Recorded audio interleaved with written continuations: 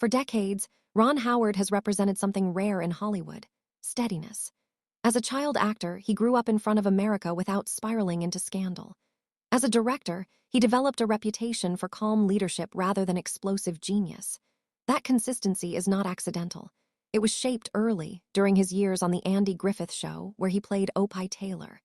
To viewers, Mayberry symbolized safety, trust, and moral clarity. But childhood experiences are rarely as simple as the images audiences remember. Howard has often spoken warmly about the mentorship he received from co-stars, yet he has also acknowledged that not every dynamic behind the scenes matched the warmth projected on screen. For a child navigating an adult workplace, subtle emotional signals can linger longer than overt conflict. Those early lessons about professionalism, distance, and perception quietly influenced how he would later run his own sets, placing respect and psychological safety at the center of his directing philosophy. When Howard first stepped onto the Mayberry set, he was young enough that the line between fiction and reality blurred. Andy Griffith, who played Sheriff Andy Taylor, fostered an atmosphere many cast members described as relaxed and collaborative. Don Knotts brought nervous comic energy that lightened long shooting days. In interviews over the years, Howard has credited Griffith in particular for modeling patience and quiet authority. Yet television production in the 1960s was still a demanding, adult-driven environment. Child actors were expected to perform with precision and stamina. Even when surrounded by kindness, a young performer learns quickly that professionalism comes first. Howard has reflected that he absorbed far more than lines and blocking. He watched how adults managed stress, disagreement, and creative tension. He learned how tone on a set shapes morale. These observations would later inform his own directing style, suggesting that what he carried from Mayberry was not just nostalgia, but a deep awareness of how subtle emotional currents influence everyone involved. Among the cast was Frances Bavier, who portrayed the beloved Aunt Bee. On screen, Aunt Bee embodied steadiness and nurturing warmth. Off-screen, colleagues sometimes described Bavier as intensely private and highly disciplined. Multiple cast members over the years acknowledged that she approached her craft with seriousness and preferred structure over spontaneity. That difference in temperament occasionally created tension. Importantly, there have never been credible accounts of abuse or explosive confrontation. Instead, what has been discussed publicly is a contrast in personality. For a child like Howard, emotional tone mattered. Children often perceive distance more sharply than adults realize. When an adult maintains professional reserve, a child may interpret it as personal coolness, even if none is intended. Howard has spoken respectfully about Bavier, while also acknowledging that not every working relationship felt effortless. In hindsight, these subtleties offer insight into how early emotional impressions can stay with someone, not as trauma, but as formative lessons about boundaries, personality, and the complexity behind public personas. One often recalled anecdote from the series involves a storyline centered on Aunt Bee's homemade pickles. In filming, Howard reportedly had to eat large quantities during multiple takes.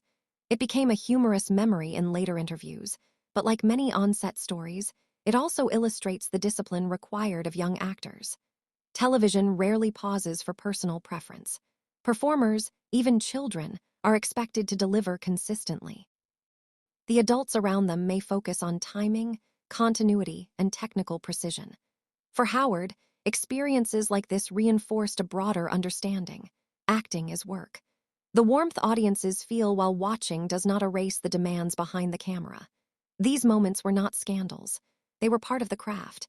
Yet when viewed through the lens of childhood memory, even ordinary professional distance can feel magnified. Years later, Howard would emphasize empathy toward actors on his own productions, particularly younger performers. Whether consciously or not, those early experiences shaped his belief that leadership should include attentiveness to emotional comfort, not just performance quality. The professional relationship between Andy Griffith and Frances Bavier has been described by both parties as occasionally strained. Their approaches differed. Griffith valued loose timing and improvisational rhythm. Bavier preferred preparation and consistency. In creative collaborations, such differences can quietly widen over time. What makes this dynamic interesting is that audiences never saw it. On screen, the Taylor household felt seamless. Off-screen, distance sometimes existed. Years after the series ended, Griffith reportedly attempted to reconnect. Accounts suggest that reconciliation was complicated but not hostile in a sensational sense.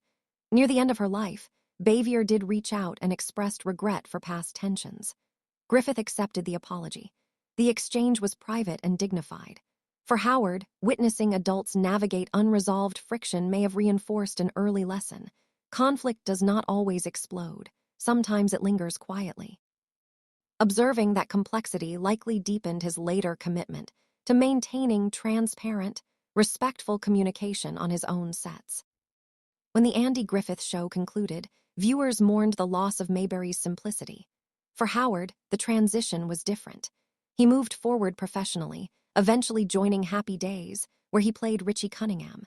The environment reportedly felt more peer-oriented, particularly alongside Henry Winkler. Howard has spoken warmly about the camaraderie on that set. The contrast highlights an important theme. Growth often reframes earlier experiences. What once felt confusing can later appear instructive. Rather than carrying resentment, Howard seemed to carry observation.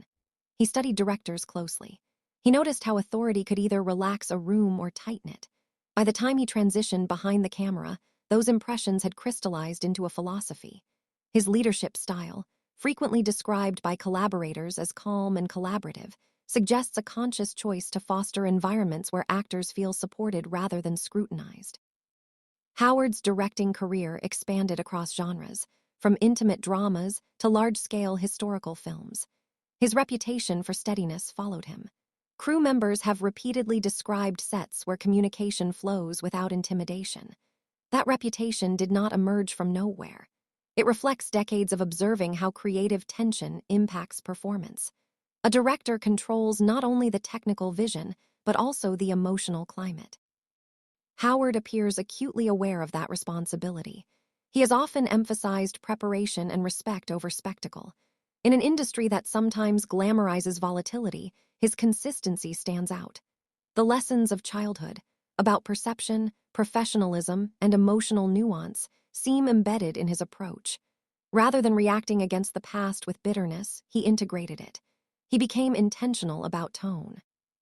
This measured leadership style has allowed him to work across political, cultural, and generational divides without becoming defined by controversy. Howard's personal life mirrors that steadiness. His long marriage to Cheryl Howard has often been cited as a grounding force. Stability at home can influence how one navigates professional uncertainty.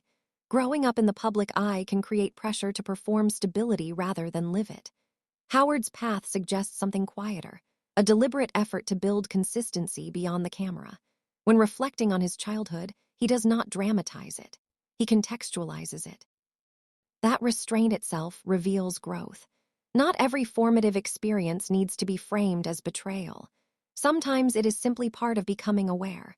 Howard's public reflections suggest that he views his early career not as a source of wounds, but as training in emotional intelligence. Years later, Howard directed the film adaptation of Hillbilly Elegy, based on the memoir by J.D. Vance. At the time of production, Vance was known primarily as an author discussing poverty and family instability. Howard approached the project as a human story rather than a political statement. As Vance's public role evolved in subsequent years, some viewers re-examined the film through a political lens. Howard responded carefully in interviews, emphasizing that storytelling often captures a moment in time. This situation underscores a broader truth.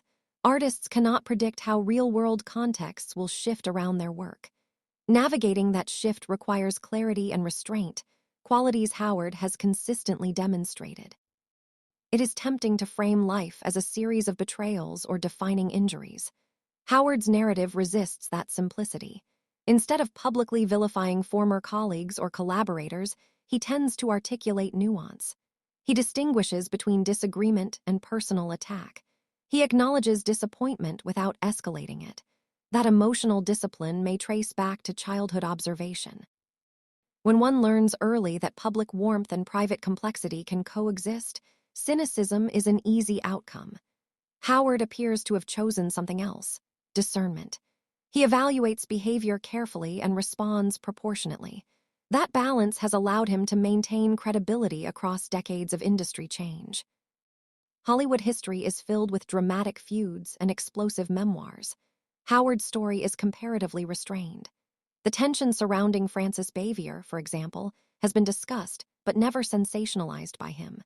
By avoiding exaggeration, he preserves both his own integrity and the dignity of those involved. This approach enhances trust.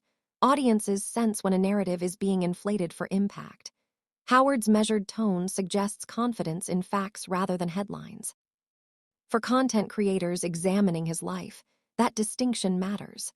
Responsible storytelling honors complexity without manufacturing scandal. Leadership often reflects early emotional lessons. Directors who experienced chaos may overcorrect into rigidity. Those who felt unseen may become hyperattentive. Howard's sets are frequently described as collaborative spaces where actors feel heard. That suggests an internal commitment to ensuring others do not feel diminished. Whether consciously linked to childhood impressions or simply aligned with his temperament, the outcome is consistent: professionalism paired with empathy. This balance contributes to long-term respect in an industry where reputations can shift quickly. The contrast between public persona and private experience is a recurring theme in entertainment history. Mayberry symbolized idealized America, yet the people who built it were human, with differences and limitations. Recognizing that duality does not diminish the show's legacy. Instead, it deepens it. Howard's reflections remind us that art can remain meaningful even when the artists themselves are imperfect. Emotional nuance does not erase cultural impact. It contextualizes it. If there is a through line in Howard's journey, it may be this: observation before reaction. As a child, he absorbed dynamics he could not fully articulate. As an adult, he translated observation into intentional leadership. When later professional disappointments arose, he responded with analysis rather than outrage. That continuity suggests growth rather than repetition.